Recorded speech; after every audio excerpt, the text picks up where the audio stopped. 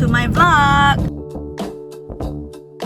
So today we are going to do a Get Unready with me while I share with you guys a fascinating text I have read this semester, and it's called Sultana's Dream by Rokia Sakawat. And if you're not familiar about it, this story is about a gender reversal where women become scientists, they become innovators, they rule the country, they make a major decision while men stay in a seclusion. And in this vlog, I would like to talk about the two main points, which is gender reversal and also women's power in education. But first, let's grab a drink. Drink secured. But while we are on our way back, I would like to share with you what fascinates me the most when I read this story. First, in Ladyland, women runs the government. They are the scientists, they are the innovators, they are everything basically. But men are kept in a seclusion area, just like how women are kept in the original world. For me, in my opinion, this gender role reversal thing isn't just for humor. It's actually how the writer wants to express her feelings about the unfair treatment women are treated in real world. And in the story, Sister Sarah explained to Sultana that men are kept because they create domestic violence and also conflict. For me, it's a bit irony because in real world, men are supposed to protect women. But from who exactly? Because in this story, men are kept because they create domestic violence and also conflict. I'm back. Now let me settle things first and then I will proceed with you guys. The next part that strikes me the most is about the women's education and empowerment. In Ladyland, women created solar power technology. Not only that, they also create weather control devices, and also they can protect their own country with defense with science, not violence. Women are also encouraged to study in science, engineering, and also agriculture. This is important because during Rokaya time, women aren't allowed to study or even step out of their home. So I think maybe Ladyland is her way of imagining what will the world look like if women had the freedom to learn without any restriction at all. Not only that, I also love how futuristic Rokaya imagination even during her time, because the idea of solar power being used to run the entire country is very incredible and ahead of its time.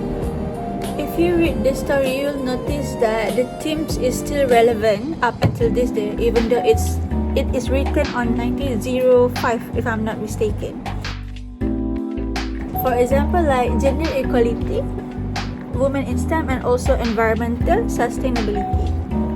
Notice for gender equality compared to before, we have made a lot, not like a lot, but there is differences compared to before, but there is still some inequality in this modern era as well. And for women in STEM, I also thought about how women in STEM today still face challenges because somehow men doesn't take us seriously, even though most of the problems come from men. But okay, and I love how from her era she already think about how to save the environment by making the solar power technology.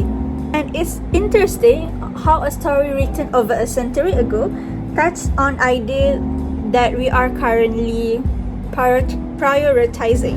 I have finished washing my face, now skincare time. Personally, I really love this story and I really wish you will love it as much as I do, because I didn't expect that a story that was written in 1905 can be bold, feel modern, even funny. And what strikes me the most is how confidently Rokaya imagines a world where women's abilities is unlimited. It felt comforting, empowering, and a bittersweet feeling as well, because she can only imagine where a woman can do everything when she can't do it in her real one. One thing that I found really thought-provoking is the gender role reversal. Because it's funny to think that men are the one that kept indoors. But the more that I thought about it, the more I realized that how clever the writer used humor to highlight the inequalities she faces in real life. It also made me reflect on how many things have we considered normal today actually come from the all gender expectation we have never questioned. But overall, I really respect how visionary Rokaya is, and it made me realize that how far we have come from before. We have come to an end to our story session, but I have a question to ask. What do you guys think if Ladyland really exists in Malaysia? For me, I think I would love it because first of all, there will be no more traffic jams.